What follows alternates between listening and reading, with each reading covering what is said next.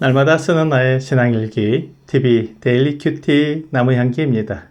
오늘은 히브리서 13장 1절부터 3절을 묵상하겠습니다. 형제 사랑하기를 계속하고 손님 대접하기를 잊지 말라. 이로써 부지 중에 천사들을 대접한 이들이 있었느니라. 너희도 함께 갇힌 것 같이 갇힌 자를 생각하고 너희도 몸을 가졌은즉 학대받는 자를 생각하라.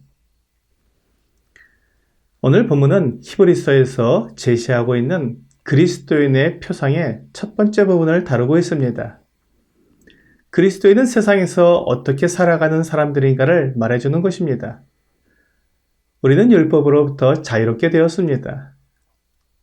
우리는 율법에 매여서 살지 않습니다. 그렇다고 해서 우리가 무법한 사람들은 아닙니다. 율법의 종이 아니라고 해서 내 마음대로 내가 하고 싶은 것을 하며 사는 무법한 사람이 아닙니다. 로마서 8장 2절은 이는 그리스도 예수 안에 있는 생명의 성령의 법이 죄와 사망의 법에서 너를 해방하였음이라 라고 말씀하고 있습니다.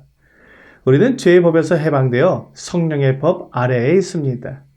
이어지는 5절과 6절은 육신을 따르는 자는 육신의 일을, 영을 따르는 자는 영의 일을 생각하나니 육신의 생각은 사망이요 영의 생각은 생명과 평안이니라 라고 말씀하고 있습니다.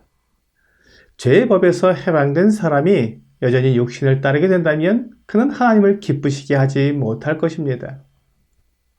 그러나 영을 따르는 사람은 영의 법을 따라서 행함으로 생명과 평안을 얻게 됩니다. 이것이 하나님께서 주시는 평안입니다. 요한복음 14장 27절은 평안을 너희에게 끼치노니 곧 나의 평안을 너희에게 주노라. 내가 너희에게 주는 것은 세상이 주는 것과 같지 아니하니라. 너희는 마음에 근심하지도 말고 두려워하지도 말라. 라고 말씀하고 있습니다. 주님께서 주시는 평안은 주님께서 말씀해 주신 주님의 계명을 지키는 것입니다. 성령께서는 주님께서 말씀해 주신 것을 생각나게 해주십니다. 그러므로 성령의 법은 그리스도의 법과 같습니다. 우리가 성경을 읽는 목적이 이것입니다. 우리가 어떤 상황을 만나게 되었을 때 그리스도의 법으로 행하게 하려고 성경을 읽는 것입니다. 우리가 읽은 하나님의 말씀이 적절한 상황에서 생각나도록 성령께서 인도해 주십니다. 요한복음 15장 11절과 12절은 내가 이것을 너희에게 이름은 내 기쁨이 너희 안에 있어 너희 기쁨을 충만하게 하려 함이라. 내 계명은 곧 내가 너희를 사랑한 것 같이 너희도 서로 사랑하라 하는 이것이니라 라고 말씀하고 있습니다. 또한 요한 1서 3장 23절도 그의 계명은 이것이니 곧 그 아들 예수 그리스도의 이름을 믿고 그가 우리에게 주신 계명대로 서로 사랑할 것이니라 라고 말씀하고 있습니다. 그러므로 이 세상을 살아가는 그리스도인의 가장 으뜸되는 표상은 형제를 사랑하는 것입니다. 서로 사랑하는 이것이 하나님과 세상이 보고 싶어하는 그리스도인의 삶의 모습입니다. 이것이 이루어질 때 우리 주님께서 기뻐하시고 사람들에게 영광을 받으시게 됩니다. 그리스도인의 두 번째 표상은 손님 대접하는 것입니다. 21세기를 살아가는 우리들에게 손님을 대접하는 일은 쉽지 않습니다. 개인주의와 이기주의가 팽배한 오늘날 손님을 대접하는 것은 우리의 육체가 싫어하는 일입니다. 그런데 예수 그리스도를 믿는 그리스도인들은 손님 대접하기를 기뻐하며 그렇게 함으로 사랑을 나타내는 것입니다. 믿음의 조상 아브라함도 손님을 대접했습니다. 아브라함의 나이 99세 때에 하나님께서 아브라함의 장막을 방문하셨습니다.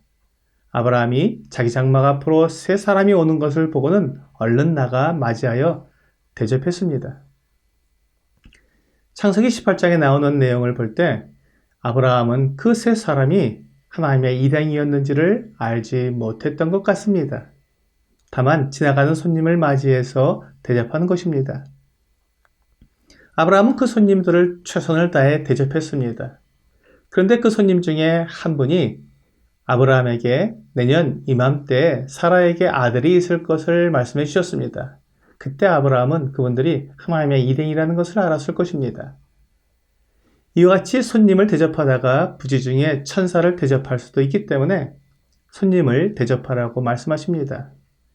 그리고 또 하나의 그리스도인의 표상은 갇힌 자와 학대받는 자를 생각하는 것입니다. 믿음으로 인해 갇힌 자, 믿음으로 인해 학대받는 자를 생각하는 것은 내가 그들과 하나라는 것을 나타내는 것입니다. 지금 이 세상에는 복음이 땅끝까지 전파되어 전 세계 방방곡곡에 예수님을 믿는 사람들이 많이 있습니다. 그들 중에 믿음으로 인해 고난을 받고 또한 옥에 갇힌 사람들이 있습니다. 그들은 믿음을 위해 그런 희생을 당하고 있지만 우리나라와 같이 믿음 때문에 고난을 겪지 않는 나라도 있습니다. 그렇다면 믿음으로 인해 고난을 겪지 않는 그리스도인들이 고난을 겪고 있는 그리스도인들을 생각하고 그들을 돕는 것이 그리스도인의 표상이라는 것입니다. 이러한 모습을 믿지 않는 사람들이 지켜보고 있는 것입니다. 그리고 이와 같이 서로 사랑하고 대접하고 도와주는 모습을 보게 되면 하나님께 영광을 돌리고 과연 예수 그리스도의 복음의 능력이 크다는 것을 인정할 것입니다. 그리고 그들도 예수 그리스도의 은혜 아래로 들어오기를 원할 것입니다. 이것이 하나님께서 우리에게 원하시는 것입니다. 베드로전서 4장 8절은 무엇보다도 뜨겁게 서로 사랑할지니 사랑은 허다한 죄를 덮느니라 라고 말씀하고 있습니다.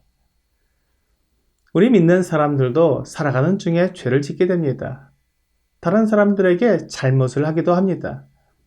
그때 우리가 뜨겁게 서로 사랑한다면 주님께서 우리의 모든 죄를 용서해 주신 것처럼 우리도 형제 자매의 죄와 잘못을 용서할 수 있을 것입니다. 사랑은 허다한 죄를 덮는다고 말씀하신 것이 우리에게서 이루어지는 것입니다. 우리도 몸을 가지고 있기 때문에 시기, 질투, 미움, 다툼, 갈등, 욕심이 일어납니다. 그것이 없을 수는 없습니다. 그러나 사랑은 그 모든 것을 넘어서 서로를 인정하고 도와주고 함께 교제하게 만들어줍니다.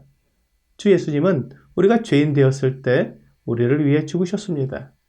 로마서 5장 8절은 우리가 아직 죄인 되었을 때 그리스도께서 우리를 위하여 죽으심으로 하나님께서 우리에 대한 자기의 사랑을 확증하셨느니라 라고 분명히 말씀하고 있습니다. 우리가 형제를 사랑한다면 그의 죄를 용서할 수 있어야 합니다. 그의 부족함과 필요를 알고 도울 수 있어야 합니다. 오늘의 적용 질문을 보겠습니다. 내가 오늘 성도들을 사랑함으로 할 수 있는 일은 무엇입니까? 먼저 나에게 잘못한 형제 자매들을 용서할 수 있습니다.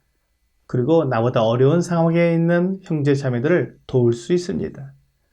말로만 돕는 것이 아니라 실제적으로 도울 수 있습니다. 오늘 주 예수님께서 나를 사랑하신 것처럼 나도 형제 자매들을 사랑하되 실제적으로 사랑하는 여러분과 제가 되기를 주 예수님의 이름으로 기도합니다.